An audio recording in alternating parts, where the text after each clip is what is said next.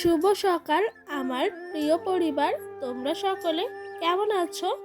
আশা করছি যে যেখান থেকেই আমার ব্লগটা দেখছো সকল ভালো আছো। তোমাদের আশীর্বাদ ও ভালোবাসার সাথে নিয়ে আজকের ব্লগটা শুরু করলাম। এখন বাজে ঘড়ির কাঁটায় ঠিক সকাল 9টা। উঠে পড়েছি অনেকক্ষণ, তারপরে সকালে খাবার খাইনি দেখে মা একটু তাড়াতাড়ি করে খাবারগুলো খাইয়ে দিল। ওদিক দিয়ে মা বাজার গেছিল, বাজার থেকে নিয়ে আসছে দুটো ফুলকপি, একটা বেগুন, কিছুটা শিম আর আদা। তো তারপরে এদিকে ভাত বসিয়ে দিয়েছে। জানো তো বন্ধুরা মানিয়ে নিয়েছি অনেক কিছু। কারণ কি জানো, মেয়েদের এই মানিয়ে নেওয়াটাই হলো সবচেয়ে বড় তাদের যোগ্যতার প্রমাণ দেওয়া। একটা মেয়ে কিন্তু বিয়ের পর থেকে বানাতেই তার বাকি জীবনটা শেষ হয়ে যায়। একটা মেয়ে বিয়ের আগে কখনো মানিয়ে নেওয়া যে কি জিনিস সেটা কিন্তু কখনোই জানে না, কিন্তু বিয়ের পর অটোমেটিক সে অনেক কিছু সম্মুখীন হয়ে মানিয়ে নিতে শিখে যায় শ্বশুর বাড়ি, ঘর, পরিজন সকলের কাছে। আমার মতো অনেক মেয়ে আছে, সব মেয়েরাই আমি মনে করি কম বেশি কিছু না কিছু মানিয়ে নেয়। হয়তো কারো জীবনে কম মানাতে হয়, অন্যের জীবনে আরো বেশি কারণে মানিয়ে নিতে হয়।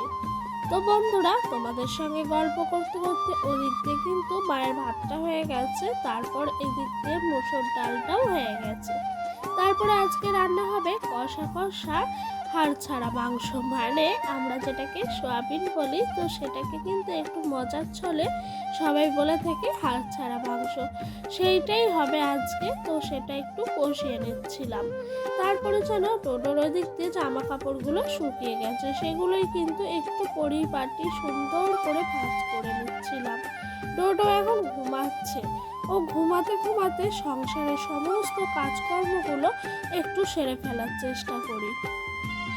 তো বন্ধুরা, আমার মতো অনেকেই আমি জানি যে জীবনের সবচেয়ে বড় সময়গুলো তাদের মেনে নিতে হয় শ্বশুরবাড়ির কাছে। বিয়ের আগে খুব কম মেয়ে মানাতে শেখে, কিন্তু বিয়ের পরে প্রত্যেকটা মেয়ে শ্বশুরবাড়িতে গিয়ে এটা মানতে হবে, ওটা মানতে হবে, না মানতে পারলে তুমি ছেড়ে চলে যাও, এরকমভাবে অনেক মেয়েকেও হুমকি পেতে হয়। আমার চোখে কি আমার সাথেও এটা কিন্তু হয়েছে। অনেক কিছু, সেগুলো বলতে শুরু করলে জানো তো শেষ হবে না। তো এই মানানোটাই আপনার জীবনে কিন্তু সবচেয়ে বড় অর্জন করা একটা জিনিস। আপনি মেনে নিচ্ছেন বলেই কিন্তু আপনার সাথে সব কিছু ভালোভাবে হচ্ছে।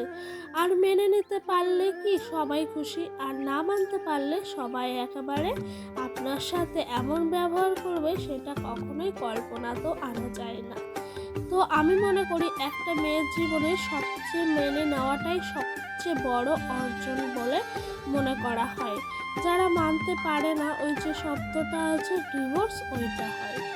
তো ওইটা শব্দটা কটা ওয়ার্ডের হলেও এইটা কিন্তু একটা জীবনের মধ্যে বিশাল বড় একটা তোমার দাগ চলে আসে।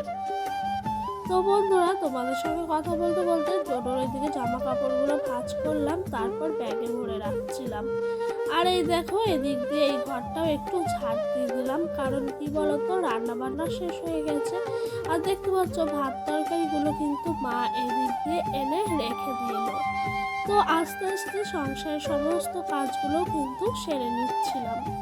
জানো তো বন্ধুরা, এই যে হাতে গোনা কটা দিনের জন্য মেয়েরা আসে তার বাপের বাড়িতে, তারপর মন না চাইলেও কিন্তু সেই মেয়েটাকে ঠিক চলে যেতে হয় শ্বশুর বাড়িতে।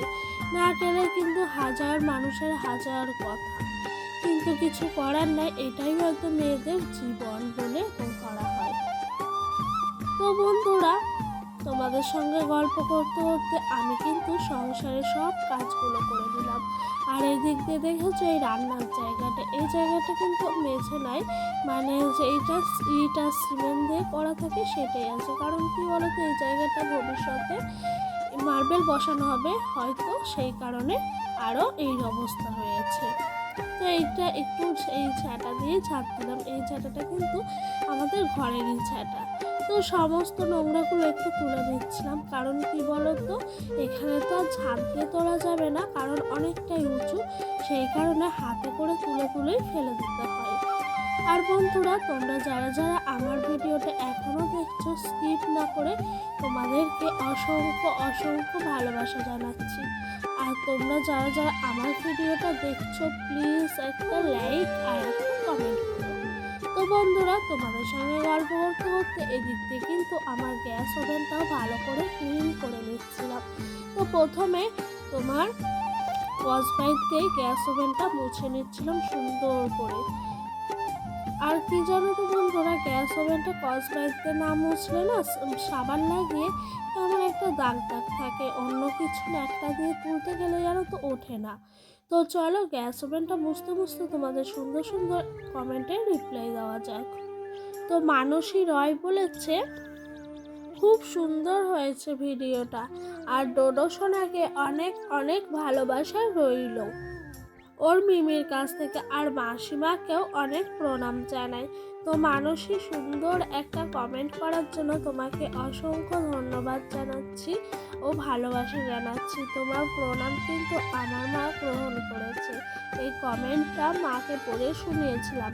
আর ডোডো তো ছোট, তো বোঝে না এখনো, তাই ওকে আর বলে শোনানো হয়নি, কিন্তু ডোডোর ভালোবাসা আমি গ্রহণ করলাম। তুমিও অনেক ভালো গো, এত সুন্দর একটা কমেন্ট করার জন্য সত্যি অনেক ভালোবাসা। তোমরা এভাবেই আমার পাশে থেকো গো। আর তোমাদের যদি আমার ভিডিওটা ভালো লেগে থাকে, অবশ্যই কিন্তু চ্যানেলটা সাবস্ক্রাইব করে পাশে থাকা বেল বাটনটা অন করে দিও। কেন বলো তো বন্ধুরা, আমার নিত্যদিনের ভিডিওগুলো তোমাদের কাছে সবার আগে পৌঁছে যাওয়ার জন্য। তো বন্ধুরা, এই দেখো এই দুটো চিরুনি না আমাদের বাড়ির সামনে একটা কাকু আসে, ওনার কাছ থেকে কিনলাম। চিরুনি দুটো খুব দরকার ছিল, একটা এই বাড়ির জন্য আর একটা আমার শ্বশুর বাড়ির জন্য। তো আমার কাছে খুব একটা ভালো চিরুনি নয়, তাই দুটোই নিলাম। একটা মায়ের জন্য রাখলাম, একটা আমি নিয়ে যাব বলে নিলাম। এদিক দিয়ে রান্না বান্না হয়ে গেছে, সয়াবিন দিয়ে আলু দিয়ে মাখা মাখা করে তরকারি, ডাল, আর হলো তোমার টমেটো দিয়ে মসুর ডাল। এগুলো কিন্তু খেতে খুব ভালো লাগে আমার, জানো তো বন্ধুরা, মাছ মাংসের থেকেও অনেক প্রিয় একটা খাবার। এদিক দিয়ে ডোডো ঘুমের থেকে উঠলো, ওকে খাইয়ে দাইয়ে রেডি করে নিচ্ছি। আর ওর মিমিরা দাঁড়িয়ে রয়েছে ওকে নিয়ে যাবে বলে খেলতে। তো ওকে টিপ কাজল সমস্তটা পরিয়ে দিলাম। তারপরে কিন্তু হালকা পাতলা একটা তোমার গরম জামা, মানে শীতের যে গরম জামাগুলো হয় সেগুলো পরিয়ে দিচ্ছিলাম।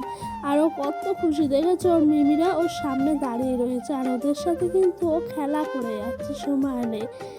তো বন্ধুরা, ভিডিওটা না আর বড় করব না, এই ভিডিওটা এই পর্যন্তই রাখলাম। তো বন্ধুরা, আবারও বলি, ভিডিওটা ভালো লাগলে লাইক কমেন্ট শেয়ার করতে কিন্তু ভুলো না।